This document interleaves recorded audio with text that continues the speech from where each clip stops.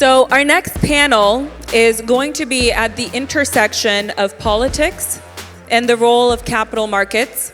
And we all know that we are not immune and need to understand the interplays in these areas.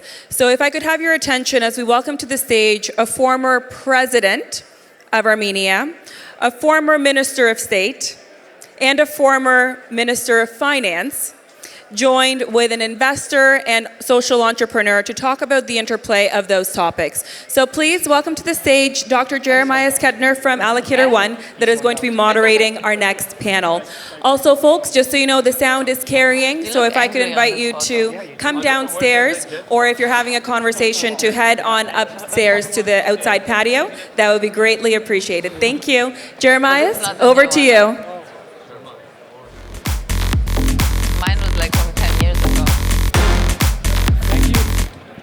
Thank you, Ilyana, for the kind introductions, and a warm welcome from my side to everyone. Thanks for keeping up. We've learned a lot during the day, but I will promise you that the next session will be very insightful. Ilyana mentioned it. We have a wonderful panel, and I would like to introduce you. First of all, I'm delighted to introduce President Armen Sarkissian, former Prime Minister and President of Armenia, and the founder of the Small States Club.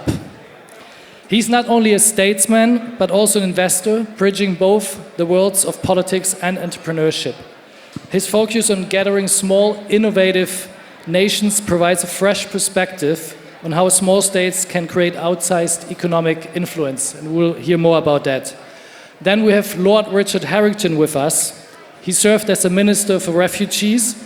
He also was responsible for business, energy, and industrial strategy, and he just recently published the Harrington FDI report. We want to also talk about this.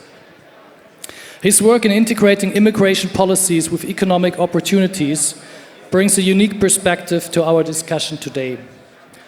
Kwasi Kwarteng. As a former Chancellor of the Exchequer, has first-hand experience in shaping the UK's financial policies and driving FDI into the country. His personal journey from a family of immigrants to the highest echelons of British politics provides a compelling narrative on the role of politics in facilitating global investment. And we have Paula Schwarz, a dear friend of mine, a tech entrepreneur and social innovator who has been leveraging technology to support refugees across Europe. Her work with top government officials and entrepreneurs places her at the intersection between innovation, humanism, and investment. And you will share your unique insights on how socially impactful investments can drive both profit and positive change. But to start with, I would like to ask each of you to briefly share a personal experience or anecdote about your own investment journey. What has held you back at times, and what challenges did you face in deciding to invest further? And finally, maybe, what would be your advice to our investors in the room today? And I would like to start with you, President. The floor is yours. Well, I don't know what anecdote means. I'm from Armenia, that was a part of former Soviet Union, and anecdotes usually were about the Armenian radio. There was a lot of jokes about the Armenian radio after the collapse of Soviet Union. The anecdote was that we found out that they were written in Munich by the CIA. They were all about what was happening back in Soviet Union. But what I will understand is, Jeremiah, I am here because of you. Thank you for the invitation. And the anecdote that it's not an anecdote, it's an experience of life. The anecdote was that in my first life, I was mathematician and a theoretical physicist working in theoretical astrophysics, the structure of galaxies and pulsars, and also and I created, the anecdote was that in 1985 I created the first department in Soviet Union, which was called Mathematical Modeling of Complex Systems, which in fact is today's artificial intelligence. Artificial intelligence but with the maximum of calculating power of IBM 360, which is tens and tens and hundreds times weaker than your telephone. So anecdote was, I had a department and we had a hobby. We were doing something that Soviet Union wanted, mathematical modeling of Eurofax. You put a fax in a fax machine, an English text, and you get in Paris in French. Automatic translation. Can you imagine without a computer? So you have to add very, very strong mathematics in a form of recursive functions. As a hobby, we created something, and the guy from the next door department, whose name was Alexei Pazhetnev, created another thing which was called a game which was called Tetris. And the anecdote is that there's a film that you can watch it. And the other anecdote is that what we created was the same thing coming down, but instead of just cubes that you have to make a line, what was coming down was a cube with a letter, and one has to make a word, and then get a French translation from English to French, or to Russian, or to Armenian, if you wish. So it was an educational game. Later, these two games together, one was called Tetris, the other one was called Wordtris. It was created with this part of the game, Tetris, was sold to Nintendo, Spectrum Holobyte, Mac, and IBM by Soviet government. And Soviet government made the money, not Alexei Pazhetnev. Well, the anecdote was that I broke the law, Soviet Union, when I was in Harvard. As a Soviet scientist, I registered a company called Armenic after my name. So we made money. And the Tetris with the Wordtris, which was called Tetris Gold, was #1 game for 5 years in the world. That's the anecdote. Thank you, thank you. To you, Paula, what's your Consider journey? that as an investment of time and knowledge. That's also good. Investing in yourself and knowledge is always the best because it paves the way to make successful financial investments. You, Paula, you match both, right? Doing social work and facilitating tech to help refugees across Europe. If you can just let the audience know about your own investment journey and what has held you back at times and what. Well, I guess I would like to start with an anecdote that is very recent. I'm based at the border between Greece and Turkey. It's an island called Samos. There's a refugee camp there for 8,000 people that was built for 40 million euro by the European Union. And 5 years ago now, there was an earthquake also on the island. And so when this earthquake actually happened because of a tsunami, so there's a ecological crisis at the same time as a refugee crisis that is now picking up because of the instabilities that we face globally. And the local schools collapsed 5 years ago on the island because of the tsunami. And so they went from the municipality and took out refugee camp containers. And since 5 years, the local kids have been going into schools made out of refugee camp containers. And so that's kind of the explanation of what I'm doing is I gather data about the problems on the ground. So there's a problem of the local community because of environmental stuff. And then people feel like they're abandoned because the municipality or the local government is not really doing anything. And then you have also refugees who are in dire need of support. And so as a result, we partnered with the UN, with the Giga initiative of Elon Musk in order to build a digital curriculum in order to train coders at the border between Europe and Asia, specifically for the defense industry. Because, as I mentioned, the instability is growing, we need good personnel, and unfortunately only then did we have the public sector come in, so politicians said they love this, and it did start as a private school, so that's kind of what I'm doing. Thank you so much. Kwasi, to you. How are you? Well, I don't know really where to start. I mean, I was a minister for 5 years in the last Conservative government. I was an MP for 14 years. And my colleague Richard, I'm sure, will have many stories about that. But you can imagine in government, I mean, there are all sorts of, particularly the last 14 years, there were all sorts of crazy things that were happening. And of course, you know, by the end, when I was briefly finance minister, markets were roiling. And I remember the Prime Minister calling me from Washington. I was in Washington. And we were having a call. And she said, oh, you've got to come back. You've got to come back. And I'm like, what the hell's going on? You're just going to increase the agitation and the sense of panic and confusion. Anyway, I went back. And I was totally dry-eyed. And I remember the Prime Minister in tears saying, oh, you've got to go. And I remember thinking, and this is the point of the anecdote, is that, you know, when things are really, really bad, and it's the same in investment, the one thing you've got to do is keep a cool head.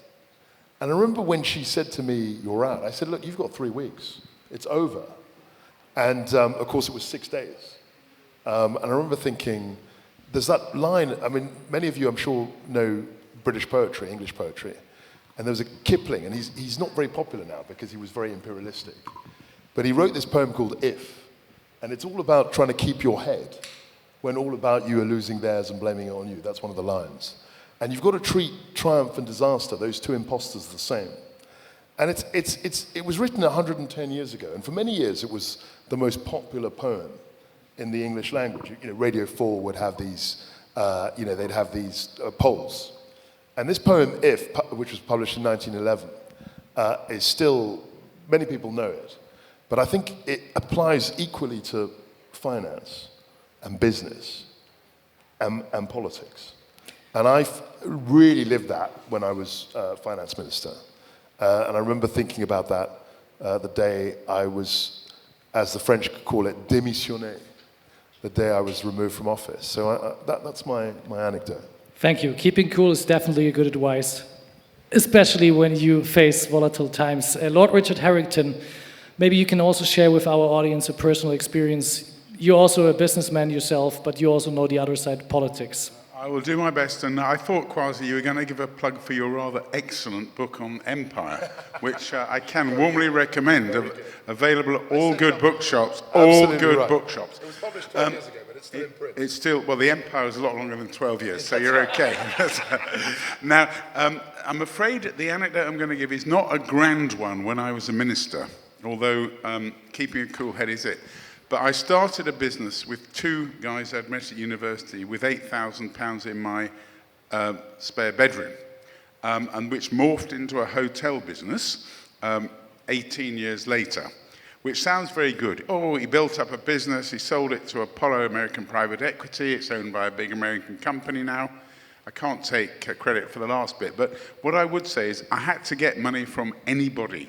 There wasn't, forget VCs, capital markets and that kind of stuff. When you're starting a small business and you want it to be a big business, you know, you have to, it's a bit like standing with a political party. You have to reach the stage where people will cross the street rather than say good morning to you because you've tried to extract money from them. But Kwasi's big point about what happens with circumstances and the way you react is also true in business. I mean, I'm quite old, and you know, we borrowed some money at 2.5% over the base rate when I was in the hotel business. In 1987,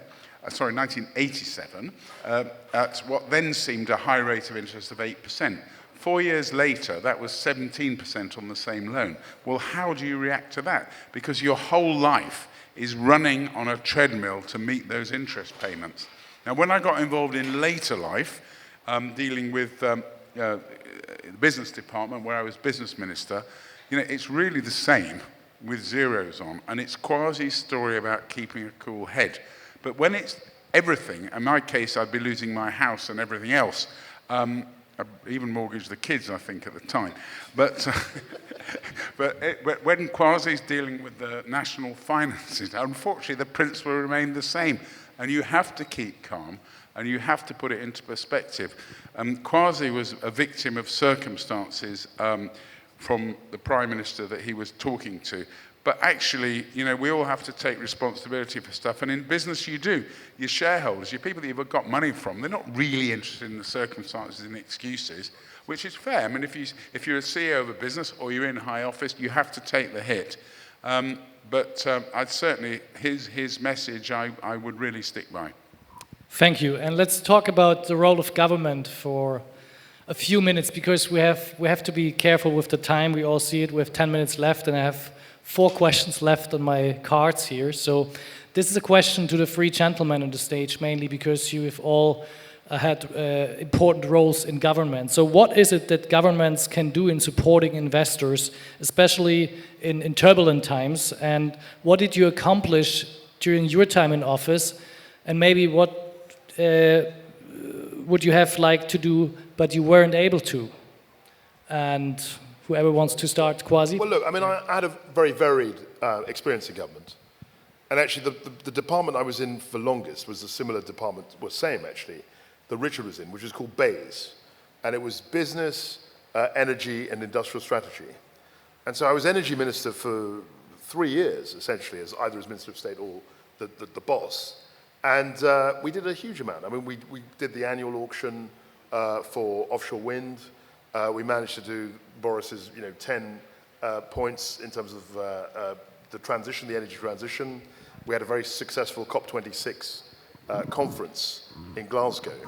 And my simple message in terms of government, I mean, I'm a free trader, a low-tax conservative, as people know. And I think that the one thing that government can do is essentially incentivize investment. And what does that mean? That means crowding in investment through regulation, maybe removing regulation, simplifying regulation. You've got to have some regulation, but it's got to be simple. And also through tax incentives. I'm a firm believer that if you reduce taxes in a sensible way, in a balanced way, and that's where we went wrong with the mini-budget, we should have balanced that with spending reductions. But if you can do that over time, you will get the best returns. And it's the Adam Smith line, nothing can conduce to a state of prosperity other than, peace, regulation, proper regulation, and his phrase, easy taxes. But those conditions, so peace, light regulation, and easy taxes, and he, in unpolitical terms, called it the lowest state of barbarism to a state of opulence. I mean, that's 18th century language for saying, getting poor countries to become much wealthier. You need those conditions. Thank you, Kwasi. Speaking about FDI, and I just mentioned it, introducing you, Richard, your report you recently published, you played a crucial role in attracting FDI to the UK. In today's world, what can a country offer, apart from what Kwasi mentioned, beyond tax breaks, CAPEX support, etc.? How do soft power factors and especially VCs contribute to attracting FDI? Well, first of all, I'm delighted to say, because it will make the conversation more interesting, that I profoundly disagree with Kwasi in this respect. I was asked by the last Chancellor, Jeremy Hunt, to conduct this investigation into why we'd lost significant foreign direct investment deals to Singapore, France, Ireland, and other countries.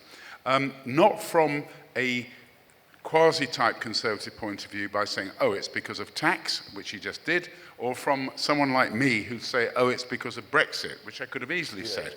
But we took evidence from about 200 companies, sovereign wealth funds, pension funds, to really find the process of, for example, AstraZeneca lent us their management for 3 days to go through the 14 months when they decided to go to Ireland, etc. I actually found Brexit and tax were not the reasons that they had decided to. It was that we make it more difficult in this country. The first thing was lack of consistency of policy. The fact, I think you'd agree with that, Kwasi. The fact is, on so many things, we changed. So, for example, Kwasi was Energy Minister and at BEIS. When I helped write the industrial strategy in 2016, Road to Net Zero for automotive, we took evidence from car companies, economists, modelers, scientists, you name it, we came up with 2050. I'm not necessarily saying it's the right policy, but it was government policy, where they could no longer manufacture internal combustion engines. Boris And Grant Shapps, 4 years later, announced, without warning the industry, that it was changed to 2030. Last year, Rishi changed it to 2035. Now, it's not for me to argue the merits of those policies, but if you're an investor, it frightens the life out of you. They say, well, you know, this is UK, we have to decide 10, 20, 30 years in advance. So that was number one. The difficulty of having pots of money all over the place, which I inflicted on Kwasi, things like the Faraday Battery Challenge and others, which I take full blame for, where instead of saying, if you apply for money, you know, here's the questions we'll need answers, you've either got it or you haven't. Oh no, we're having an annual challenge and all this stuff. That was all over the place. And then the barriers where I think Kwasi and I could completely agree, which is things such as visas, connection to the grid, sites with planning permission, skills. We make it difficult in this country. They're the negative signs. But the positive thing is, you know, it's like a tennis game. We sort of start 15 love ahead. There is a predisposition towards investing here. Michael Bloomberg mentioned it in a speech 2 weeks ago about London being the finest place, etc., etc. It's something that Jeremy Hunt was very keen on. That's why I asked you to do the review. The new government, to give them credit, are implementing it. So I'm optimistic, but certainly they are the barriers I found. Not so much tax and not market access because of Brexit. Thank you so much. But Paula, you also want to add something, because you don't have to wait always for government and ask, hey, can you help me? What can you do for me? Maybe also the private sector can come in and come with some interesting ideas, so please share your thoughts on it. Actually, I want to say something else that's connected to what the gentleman just said. So I'm doing quite well as my single woman family office. That's why I was, I think, the second investor in Allocator One, and I'm very grateful as well for that. But I would say that in general, we're very strong at the moment in asking ChatGPT or asking our iPhone. We just had this conversation backstage that people don't talk to each other as much anymore as they talk to their phones. And I think politicians like to talk about themselves a lot and have their agenda, of course. And so I think that we're just facing a reality right now where people ask, you know, either their tech or talk about their own shit all the time. And so for me, as a single woman family office, what this means is that sometimes I have, unfortunately, mainly dudes coming up to me saying, you know, what do you put your money in? What do you invest in? Show me all your budgets, show me your cap tables and things like that. And then they're like, oh, but I'm awesome because I invest $65,000 in human rights of refugees. And like, I'm amazing. And at the same time, that's why you need to do what I say, basically, you know? And so I think that if people want to put their money where their mouth is, they should treat refugees better, they should treat women better. And I don't think the problem is the pots of money. I don't think the problem is money per se at all. I think the problem is communication. And I think that's why tech is on the wrong path. I think money is on the wrong path, because the culture of the world overall is just not moving into the direction of people talking to each other, you know, and we have more wars on the planet than we've ever had. The UN is going down, and that's not a financial thing. It's an interpersonal thing that is offline. It has to do with hugging, with, you know, like being human, literally. But at the same time, we have 8 billion people on the planet, so it's not about banging either, you know, it's not about getting married. It's literally just about sitting together, solving problems, talking about shit in order to make it better, and then not hide the data in a political sense of the word. That's very nicely put. That's very nicely put. Thank you so much. Mr. President, Armen Sarkissian, what's your take on that? I mean, you saw it from the highest level as a head of state. I mean, people come to you, suggest things. You have to rely on experts, but what can a government do right and wrong in supporting investors? And how do you see VCs in this equation? I don't think that we have enough time for it, even to speak for a small country like Armenia. I can suggest you probably to read my book about the Small States Club. How the small states can be successful and how they will be more and more important in this world. Not only the small states, but even smaller components of our society, which is the individual. Why? Because every and each of us now is not one, is a dualistic. We're one human plus the virtual one. And it's very difficult to basically define where is Armen Sarkissian, the human, where is the Armen Sarkissian, the virtual one. And from that point of view, 14 years ago, as a former physicist, professor of quantum physics, thinking a lot about this, I found out that laws of nature are working also very effectively on human society.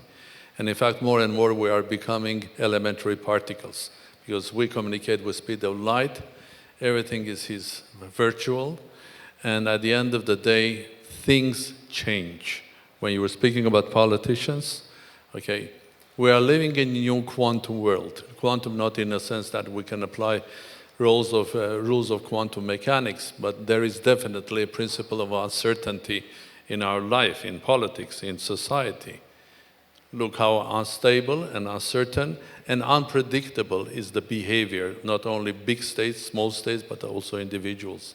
We have to rethink many basic things. Like 120 years ago, great physicists, both at Cambridge University and in Germany, they found the ways of understanding, changing their logic, how to understand the quantum world. Because even if you take the simplest thing, democracy, it's not about going back every 4 years or 5 years and voting, because you vote 5 times a day on your Facebook. The world has changed, it's quantum. And that's my second book, Jeremiah, which is coming out, what's called Quantum Politics. So we're all looking forward to this one. But I was investing in computer games, in IT and so on, but the place that I would suggest everybody to look, it's a dangerous world, it's a chaotic, it's a quantum world, but for investors it's going to be Klondike. It's the best time to, if you find it right, you will get the right results. And where I am investing now, and my time and my money and a lot of work is in health. Because I do believe that the technological advances that we got today and the backwards of our healthcare, in reality, in most of the countries in the world, there is no healthcare. There is a sick care. And I think there was Lord Darcy coming up with the suggestions how to fix the NHS, or not yet how to, but it's clear that just pouring money into health is not enough. And we are living an era that we understand the cosmos much better than our body. But with the quantum computing, with artificial intelligence, with laser physics and many, we are going to have revolutions in health. But health is also about how art and music and discipline. That photo of mine was done a year ago, okay? I had a discipline, I lost 25 kilos. Great. So thank you, Mr. President, also for that positive note, and it's a brilliant one to end our session. Unfortunately, we're running out of time, but you guys will stick around, and if there are any questions, please follow up with my panelists. Thanks for your time, and thank you. The program goes on. Thank you.